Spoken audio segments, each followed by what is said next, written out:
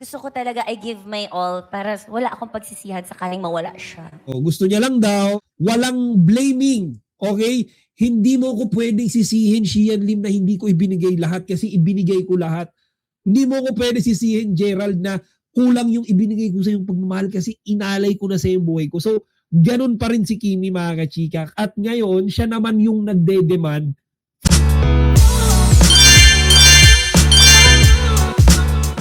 Tanong ni Bong Varo, si Kimi, okay, tungkol sa hanap niya sa isang lalaki.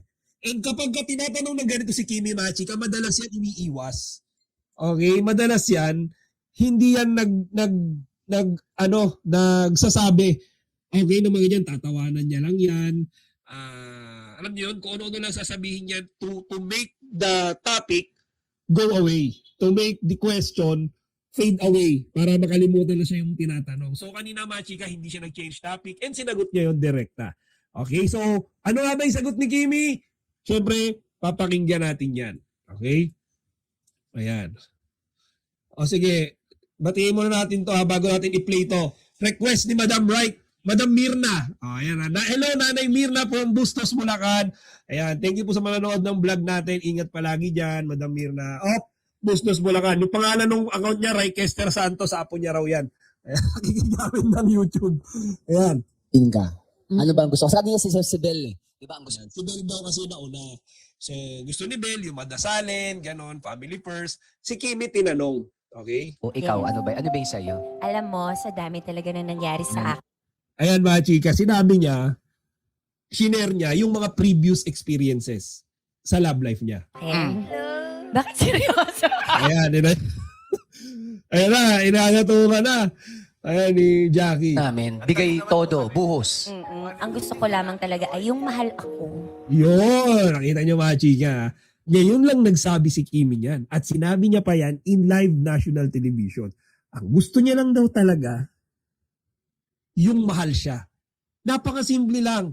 Di ba? Hindi na siya nag-demand ng kahit na anong klaseng personality na isang lalaki. Hindi niya sinabing gusto ko maano sa family, gusto ko madaldal, gusto ko wala siyang any requirements. Ang gusto niya lang, mga kichika, is simply mahal siya. O, di ba? So, ito, pakinggan pa natin, mga chika. Nakakatuwa to, nakakatuwa. Gusto mo lang Ayan, medyo naging, ngumingiti siya, pero medyo naging emotional siya kasi naging serious yung usapan. And I think, nung mga time na to, si Kimi siniseryoso niya na rin yan. Feeling ko, at this point in time, Kimi is a bit serious and may pinaghuhugutan siya sa sinasabi niya. pagmamahal na binibigay Bakit mo, naging serious? sinusuklian mo rin ng ganung pagmamahal. Yes. So sabi, okay, yung pagmamahal daw na ibinibigay sa kanya nung lalaki is ibinabalik naman din daw ni Kimi nung ganong level. Okay? Hindi sobra, hindi kulang, pero same level nung nakukuha niya. So mga kachika, actually, ang nangyari nga, kasi most of the time, si Kimi yung nagbibigay ng sobra-sobra and kulang-kulang yung natatanggap niya. Ganon yung nangyari sa unang dalawa. Ibinubuhos niya lahat, wala na siyang tinitira sa sarili niya, tapos wala pa siyang nakukuhang kapalit. Kaya nga naging, alam niyo yun, nagkanda loko-loko, okay, yung mga pass niya. Kasi sabi nga ni Kimi, nakalimutan niya raw, mga kachika, magtira para sa sarili niya. Yun yung lesson learned niya. Gusto ko talaga I give my all para wala akong pagsisihan sakaling mawala siya. Ayun, 'di ba? So gusto niya lang daw is for Kimi to give her all para walang sisihan. Okay? Para walang paghihinayangan, walang blaming. Okay? Hindi mo ko pwedeng sisihin, Shian Lim, na hindi ko ibinigay lahat kasi ibinigay ko lahat. Hindi mo ko pwede sisihin, Gerald, na kulang yung ibinigay ko sa yung pagmamahal kasi inalay ko na sa yung buhay ko. So, ganun pa rin si Kimi, mga kachika. At ngayon, siya naman yung nagde-demand from a guy. So, parang sinasabi dito ni Kimi, I think it's about time na yung guy naman yung magmahal sa akin. Hindi naman yung ako lang yung nagmamahal sa kanya. Di ba? Yun yung ano niya rito yun yung message niya Tama. Gusto ko din naman this time, mahal naman ako ng sobra. Oo, di ba? Gusto niya, pakinggan ulit natin. Ang ganda ng message niya eh. Gusto ko din naman this time, mahal naman ako ng sobra. So, ayan mga chika, napakasimple ng wish ni Kimi. Ang gusto niya raw, yung mahalin siya ng sobra. Alam nyo, ngayon ko lang narinig si Kimi na mag-open up nung ganitong topic, ganitong feelings, like ever since, hindi nag-open up si Kimi niya kapag ka mga usapang love life, dadadge yan, iiwas yan, sneaky, change topic, tuturo yung ibang mga 8 Showtime host, lahat ng klaseng paraan para maiwasan niya yung tanong or hindi mapunta sa kanya yung spotlight. Pero dito mga chika, direkta niyang sinagot yan and I'm really happy. I think Kimi mga chika is, alam niyo yun, ready. 'Di ba? Na pag-usapan na. Parang ano to eh. One step forward. 'Di ba? Parang this is another step forward na mukha mga chika, malapit na silang mag-open up ni Paolo sa kung anong meron sila. 'Di ba? More than Ayan. me. Tsaka dapat mahalin mo rin yung sarili mo. Wala, Oo. wag naman ibang segment na to. So ayan, sabi ni Bong, parang aware si Bong eh sa ginagawa ni Kimi na medyo may pagkamartir nga si Kimi sa love. Sabi ni Bong, mahalin mo rin yung sarili mo. 'Di ba? So mga chika, nakakatuwa to. Siyempre, kakapon nyo. Ayan o, tingnan nyo mga chika, naiyak na si Kimi.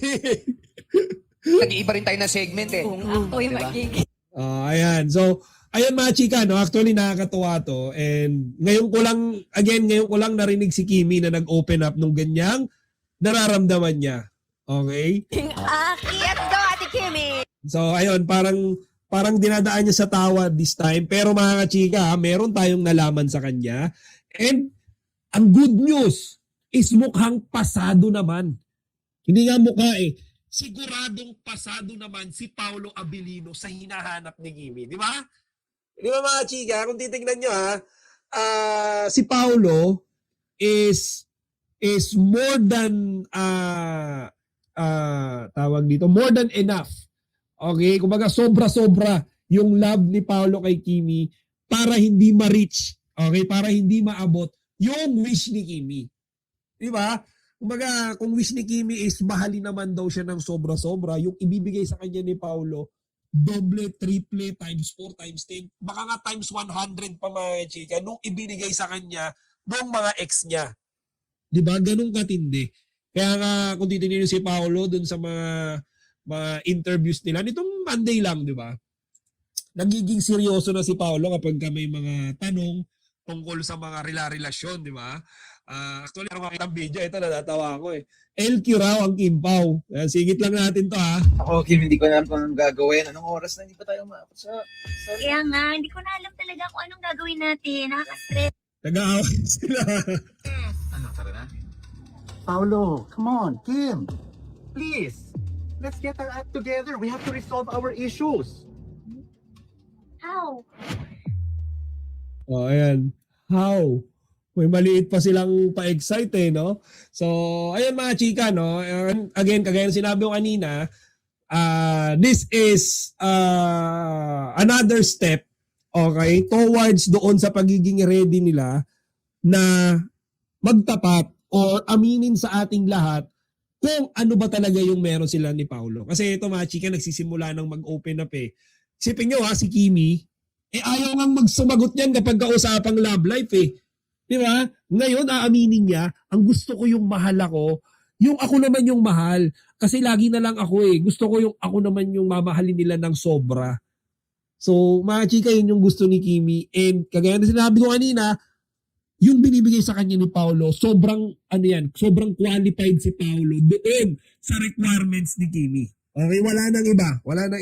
Wala na akong ibang makita pa na guy na kaya gawin yung wish ni Kimi.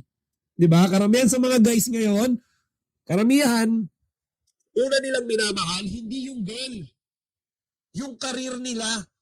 Tandaan niyo yan mga chika. Kaya yan yung nagkapurna-purnada si Gerald, tsaka si Shian. Ano inuna ni Gerald? Career. 'Di ba? Kaya nga ngayon, di pa rin nagsisettle down yung taong yun eh. Di pa rin siya happy. Sabi niya sa interview niya kay Hyde, Gusto ko pang yung career ko. Gusto ko pang, alam niyo yun, yung business ko. And yun, daw gusto niya yung pag-focus siya ron. Ayaw daw muna ng relationship. So, di ba? Then si Xian Lim, di ba? Gusto pang mag-focus sa career. Sabi nga ni Xian dati, mas pangarapan ni Xian magkaroon ng bagong bahay tsaka kotse niya. Sa interview, kung kailan daw sila ikakasal ni Kimi, I had no plans on that. Matagal pa yan. Di ba? Kasi yung current plans, maybe to get my new home and a new car, gano'n. Di ba? Iba priority nila, hindi nila talaga ganun kamahal si Kimi. Habang si Paolo naman, mga kachika, isipin nyo ha, tuwing magkasama sila ni Kimi, lahat ng spotlight, lahat ng fame, lahat ng attention, gusto ni Paolo kay Kimi. Okay lang kay Paolo na hindi siya mapansin. Okay lang. Okay lang na hindi ako yung pag-usapan. Okay lang na, alam niyo, dito lang ako sa likod. Ako lang yung shadow. Ako lang susuporta kay Kimi. Basta ang gusto ko si Kimi, nasa taas siya. Hahatakin siya pataas. Hindi ko siya hatakin pababa. Kaya nga si Paolo, mga chika, ang tawag ko sa kanya, selfless love. Mas inuuna niya yung kapakanan ni Kimi kaysa dun sa sarili niya. At totoo yan. Totoo yan. Lagi natin napapatunayan yan. Ayan. Sabi dito, yan na po yung kay Sir Rico Hizo na interview na teaser. Oo nga eh. Kaya nga nararamdaman ko sa Kim Pao World Tour nila ay meron na talagang magaganap na aminan. Promise yan, malakas din ang kutob ko. Totoo yan, Madam Jangdi, totoo yan. Feeling mo, I have this strong gut feel, bukod dun sa possible na meron silang nilulutong movie, maybe concurrent doon sa World Tour, concurrent, kasabay, or pwede din after ng World Tour, merong movie or series na paparating. Basta may project yan. Hindi naman sila magpapaingay ng ganun kung wala silang nilulutong project eh. And most likely, yung pinaka magpapaingay dyan, mga kachika, yung pag-amin nila. Yan yung yan yung parang icing in the cake eh. Kung baga, buo na yung cake eh, naluto na, doon yung world tour, doon yung mga interviews, doon na yung projects, yung icing, yung panapos, oo, kami na talaga. Oo, kami na, Paulo and I, official na kami. O, di ba? Ganun yan. Kinikilig na naman tuloy ako, mga chika. Pasensya na. Ha? So, ayan. Sabi ni Madam Robilyn Starkey, yan, nahanap na ni Kimi ang totoo na nagmamahal sa kanya. Ramdam niya na iba kasi si Pao. Makikita mo ang pag-aalaga niya kay Kimi sa dalawa ng pas. Hindi niya naramdaman dahil siya lang ang nagmamahal. Okay? And actually, mga chika, ang dami-dami rin namang mga guy, di ba, na nagsasabi, crush si Kimi, gusto ko makatrabaho si Kimi. Ang dami. Tsaka sa ano ni Kimi ngayon, sa fame ni Kimi, sa status ni Kimi ngayon, isa yan sa mga pinakasikat na pillars, okay, sa showbiz ngayon. Pag sinabing sino ba yung mga primetime queen, mga box office queen ngayon, si Kimi number 1 yan. Sino ang mga lalaki, mga chika, na hindi magkakagusto kay Kimi? Financially, namimigay nga daw siya ng pera, sabi ni Sam Milby. So, syempre mga chika, yung lalaki, bukod sa fame, kasikatan. Bukod sa ganda, beauty. Diba? And yung kanyang financial capability, yan tatlong yan, mga chika, na kay Kimi na.